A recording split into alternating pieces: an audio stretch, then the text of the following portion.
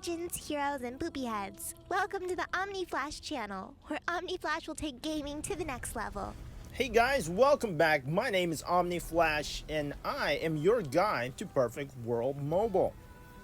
This may or may not be known, but I do value your comments. Kathleen Ariel just asked, is it possible you can make a video explaining how to do Gate of Wraiths 2? And now, I have to admit, it is a very hard dungeon. It is the new Ascended 139 dungeon. Now, you can actually play Gate of Wraiths 2 in the 129 group dungeon, but that's with 12 people. And it's actually a whole lot easier than trying to attempt the 6-person Gates of Wraiths party dungeon. Now, the party dungeon does allow you to get 139 pouches as well as 139 mats. In today's video, we're going to be talking about the strats that are needed in order to defeat these awesome, strong bosses in Gates of Wraiths 2. If you like this video, please like, subscribe, smash that notification bell, and comment below to be entered to win a $25 iTunes or Google Play gift card on January 15, 2021. This is going to be a hard dungeon. You start out, you're going to want to, for sure, have everyone in your team buy the most expensive, the 139 HP pots, all right, the HP food. Buy the most expensive. You need your rainbow powders, you need your 139 HP food, you need your 139 mana food, because you're going to need that extra food healing, because this dungeon, especially the hard dungeon, it hits as hard as Mirage 35 bosses. Now, the difficulty is that if you have DPS that can't do Mirage 35, maybe it's not as hard as Mirage 35, but it's at least as hard as Mirage 34 bosses. If you have DPS who do not have the HP, who do not have the defense or a Goblin pen, you're going to have a hard time, because it's going to overwhelm one healer. Sometimes you can overcome that if you have 2 healers. Having 2 healers, especially 2 healers with goblins, the more goblins you have on your team, the easier this dungeon gets. So I'm just gonna be frank. You're gonna need a goblin once you get close to Ascended 139 if you plan on doing the hard dungeon. If you want to do it easy, then you don't. You look at my team right here. I'm doing easy, and my cleric right now is pretty weak, maybe 900k, about 900k, and we're gonna do this. It may still be tough. Your goal, you have to keep. Your goal is to buy some almighty dews. You're gonna need some tranquilizer, some almighty dews as DPS and healers, just to keep yourself from dying from being 2-shot, because this boss can 2-shot you. All right, so you want to know what type of mechanics this has. All right, so for the first section, it's going to shoot you with lightning, and then it's going to shoot you with hurricanes. And can you dodge these attacks? Not really. These are AoE attacks.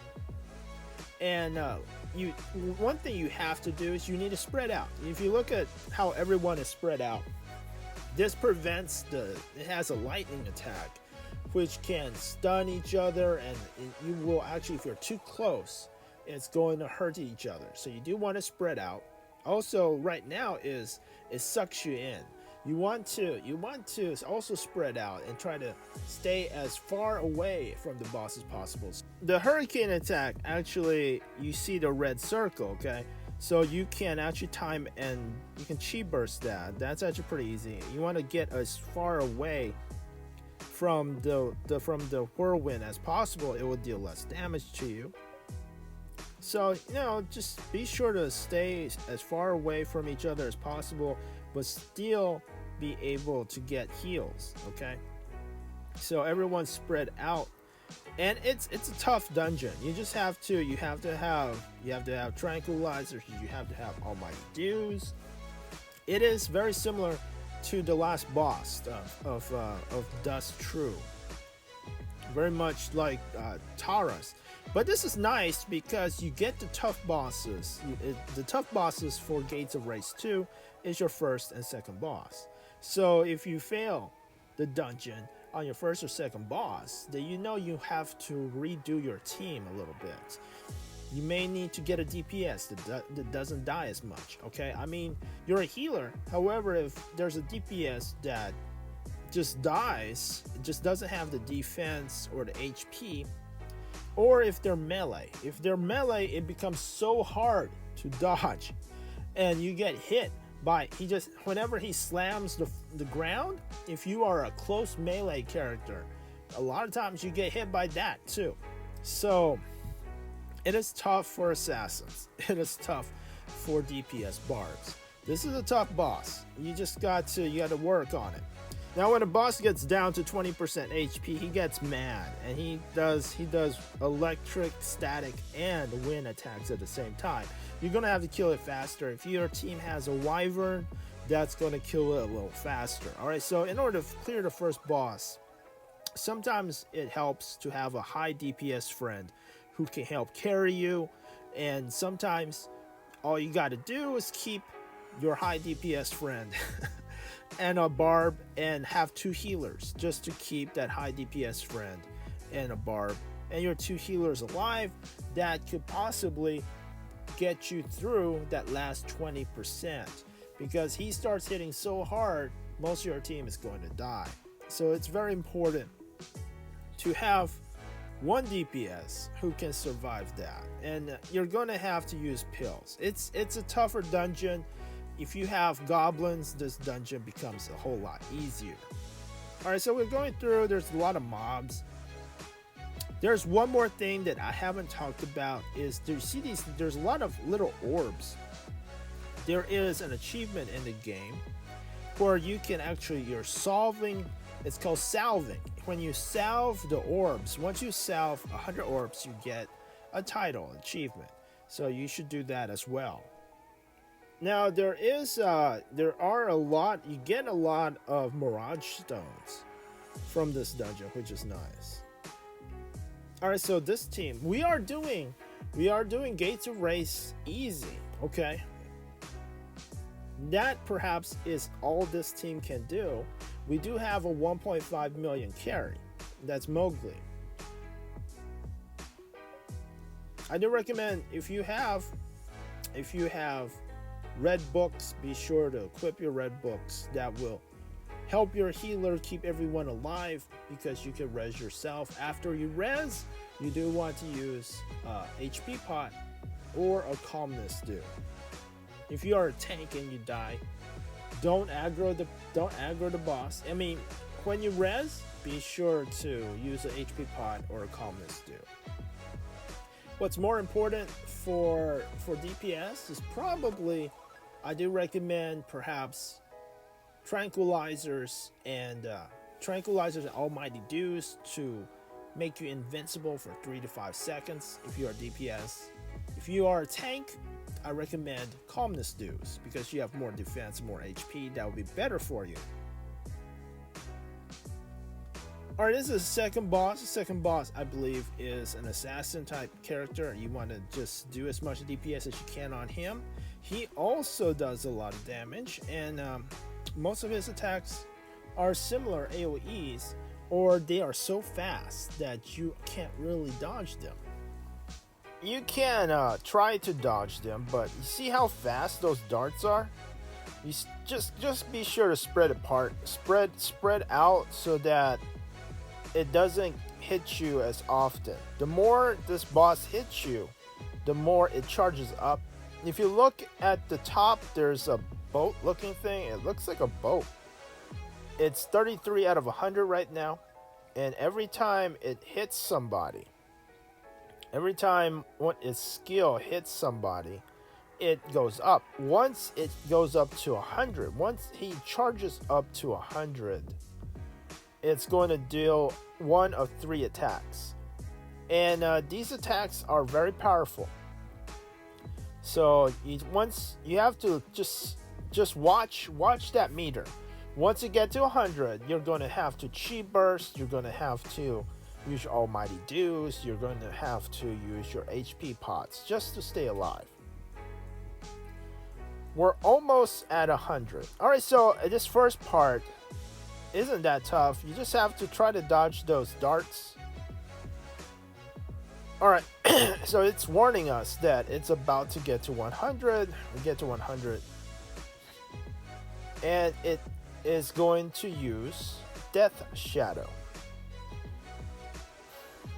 Oh, he uses Noxious Poison. That's one of his super skills.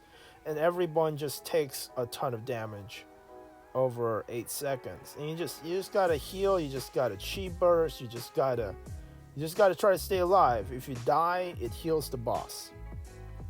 Alright, not too bad. Only Madookami died. Be sure to heal up the whole team before attempting to res. Alright, so there are other attacks he does. Sometimes he attacks where everyone gets captured by claws. You have to kill those claws as quickly as possible before 10 seconds over, or you die. So this is especially bad for people who aren't DPS. So if you're a fast DPS, kill those and then try to save your healer and your tank. We're getting to the last boss. The last boss is actually the easiest out of all the bosses. It's one of the only bosses which you can kite. You can actually kite this boss. So as a tank, if you are taking too much damage, you can run in a circle and you can kite this boss.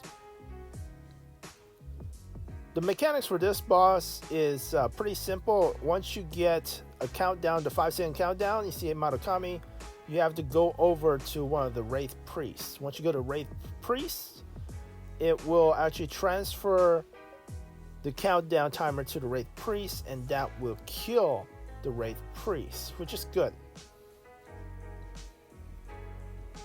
When the Wraith army comes, your tank should aggro all of those and bunch them all up so that your DPS can kill those. You want to kill the Wraith army as quickly as possible, or yes, they will also heal the boss. When you get the countdown timer, you want to stay away from your teammates as it will spread. Be sure to, if you see somebody with a yellow circle and a countdown timer on their heads, stay away from them, because if you get close enough to them, you will also get the countdown timer. Alright, Tiger Power apparently doesn't know about the countdown timer, or was AFK. But he's alive again. So, alright, so Koyuki has it and also doesn't know that she needs to go to the race or she's just gonna die. Alright, so eventually this boss does start hitting really hard. What you want to do is, once the boss starts hitting so hard, especially in hard mode, your tank should just run in a circle and your ranged DPS kill it, okay? So yeah, you just run in a circle, especially if you have a Goblin. This boss doesn't attack very quickly. He also doesn't have many AoE attacks, so you can kite the boss in a circle around in order to beat this boss. Okay, so one trick for the last boss is, especially if you have a Goblin, run in a circle and you can still kill it, even though it is enraged. Alright, so thanks for watching. If you guys have any questions, feel free to ask and comment below. I'll see you guys in the next video.